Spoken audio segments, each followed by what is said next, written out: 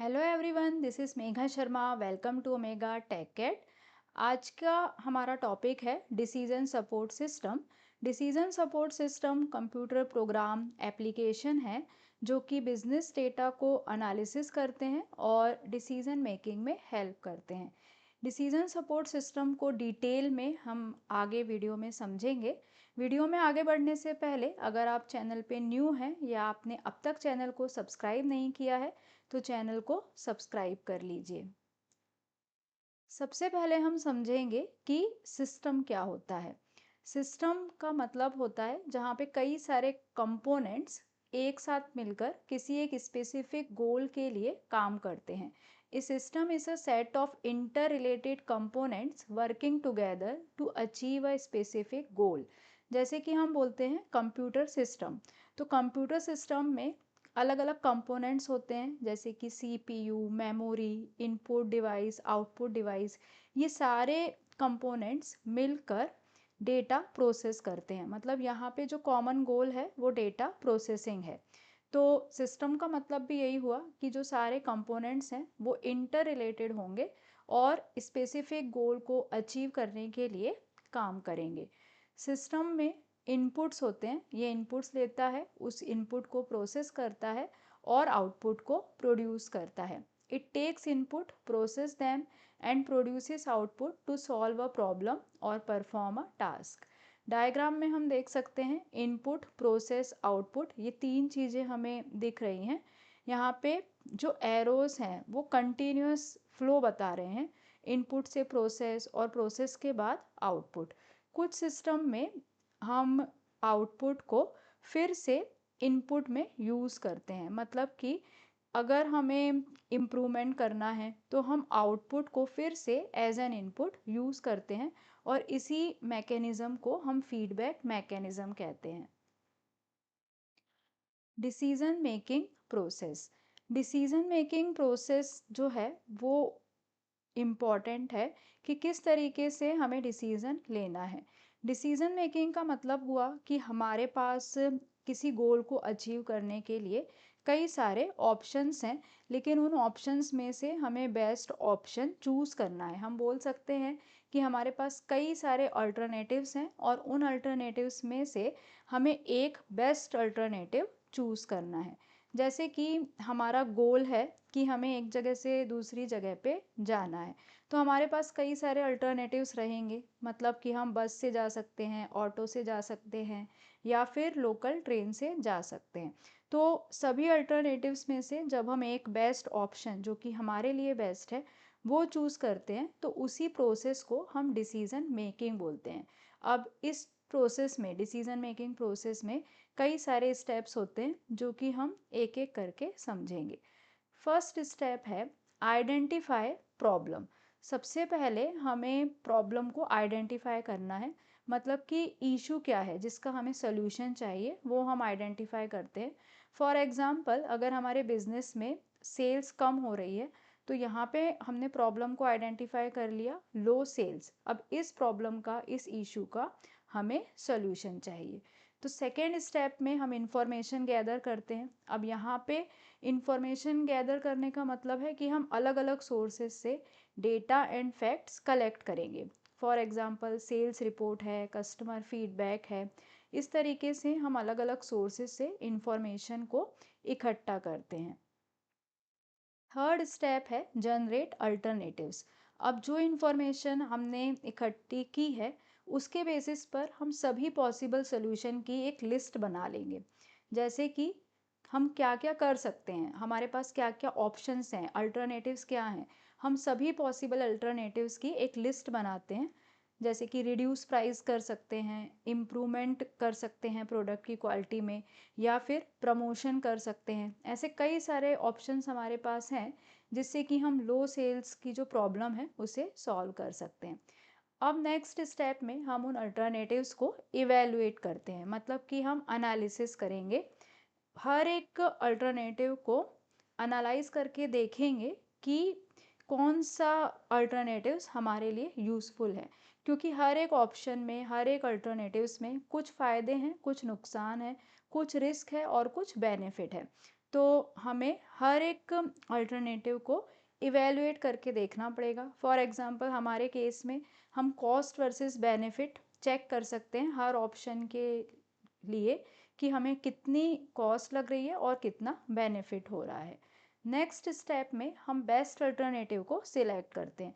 तो जो ऑप्शन हमें सबसे बेस्ट लगेगा उस प्रॉब्लम के सॉल्यूशन के लिए हम उसको चूज़ कर लेंगे। जैसे यहाँ पे फॉर एग्जांपल हमने चूज़ किया लॉन्च प्रमोशन, तो अब हम डिसाइड कर चुके हैं कि हमें उस प्रोडक्ट की सेल इंक्रीज़ करने के लिए उसका प्रमोशन करना पड़ेगा। उसके बाद हम इस डिसीज़न को इम्प्लीमेंट करते हैं, मतलब कि हम कैंपेनिंग स्टार्ट करेंगे। और लास्ट में है रिव्यू रिज़ल्ट। यहाँ पे हम रिज़ल्ट को रिव्यू करते हैं, मतलब कि जो डिसीज़न हमने लिया है वो सही है कि नहीं, उसका सेल्स पे क्या फ़र्क पड़ा है, हमको रिज़ल्ट को मॉनिटर करना पड़ेगा। और रिज़ल्ट को मॉनिटर करके हमें पता चलेगा कि हमारी प्रॉब्लम सॉल्व हुई है या नहीं। अगर प्रॉब्लम सॉल्व नहीं हुई है तो हमें नेसेसरी एडजस्टमेंट करने होंगे। तो ये जो है डिसीज़न मेकिंग प्रोसेस, उसमें ये सारे स्टेप्स होते हैं।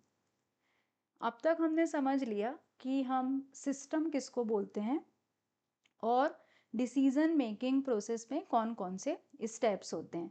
अब इन्हीं सब चीज़ों को कंबाइन करके हमारे पास हमें मिलेगा decision support system.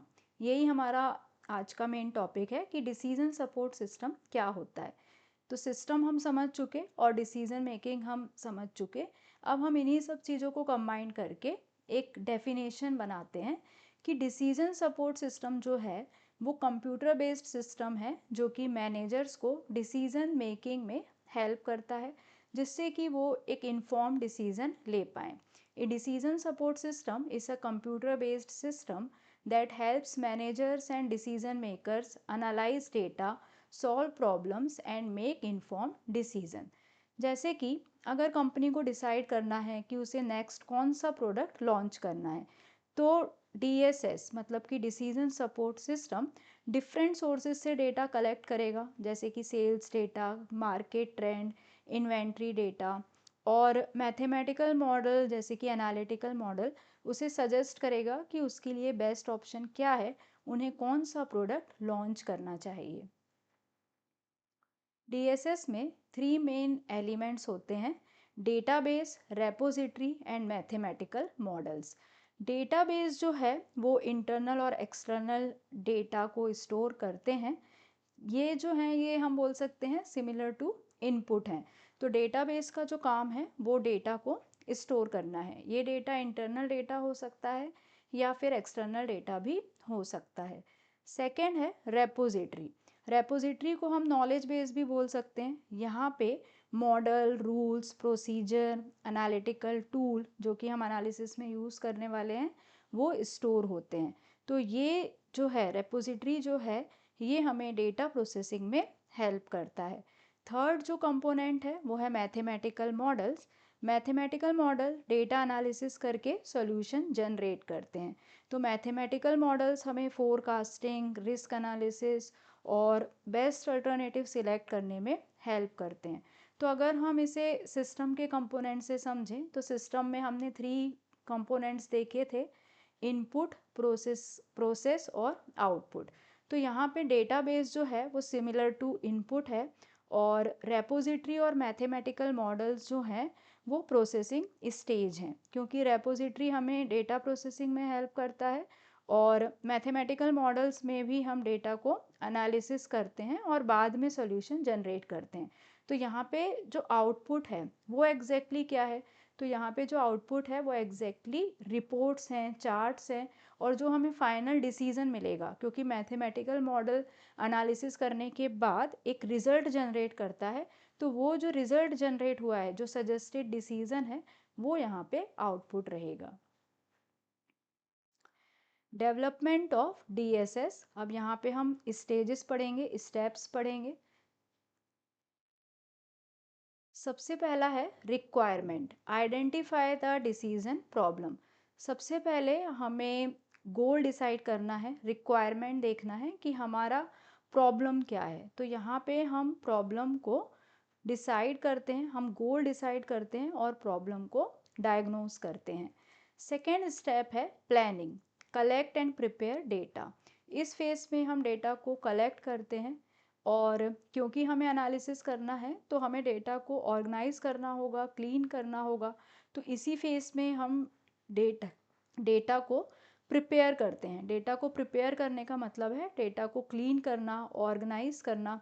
Feasibility study भी इसी फेज में होगी। उसका मतलब ये है कि हम एक स्पेसिफिक ऑब्जेक्टिव सेट करते हैं।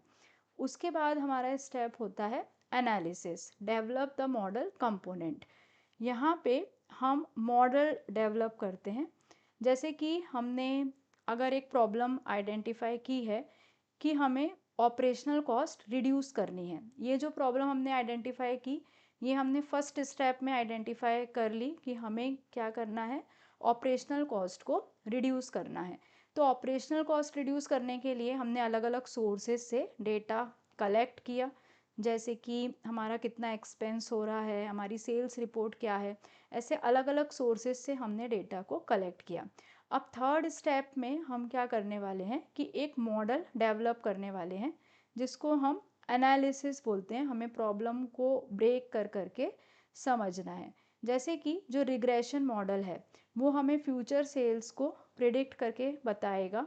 और फॉर एग्जांपल प्रिडिक्शन में आया है कि 1000 यूनिट्स की सेल होगी, तो हम अकॉर्डिंगली उतना ही रॉ मटेरियल परचेस करेंगे, हम उतना ही मटेरियल प्रोड्यूस करेंगे, जिससे कि एक्स्ट्रा कॉस्ट और एक्स्ट्रा स्टोरेज रिड्यूस होगी।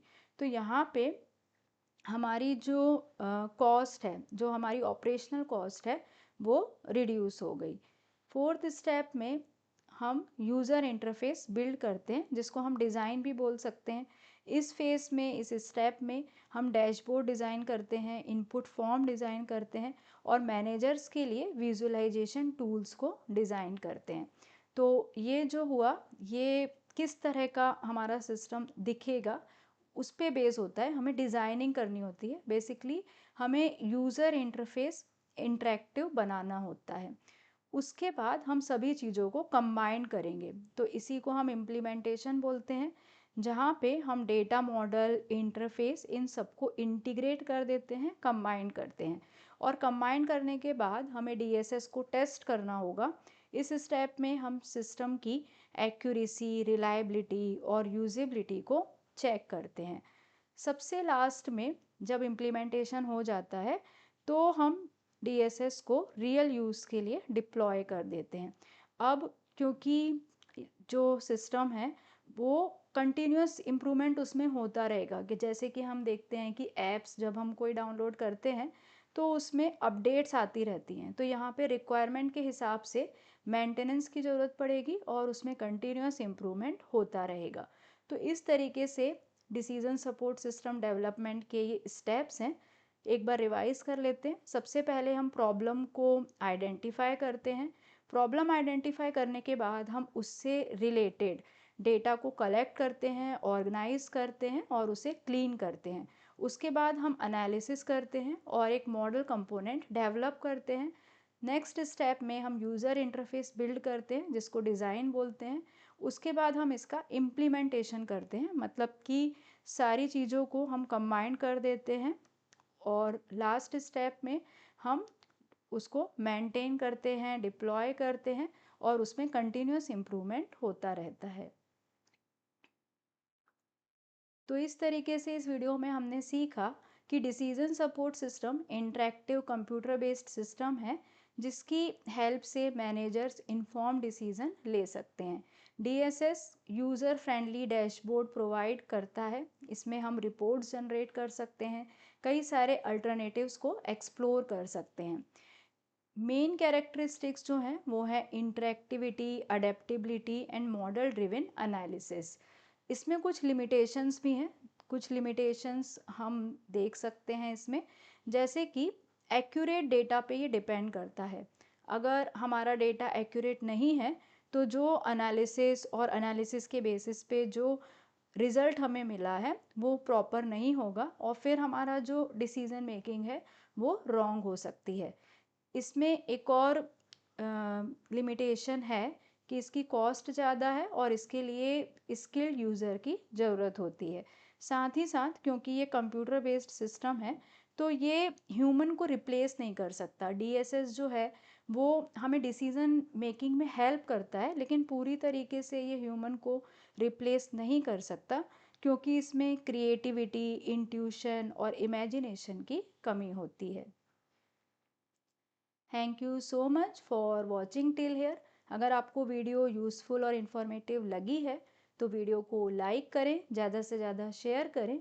और अगर आप चैनल पे न्यू हैं, आपने अब तक चैनल को सब्सक्राइब नहीं किया है तो चैनल को सब्सक्राइब करें और वीडियो की सबसे पहले नोटिफिकेशन के लिए बेल आइकन प्रेस करें।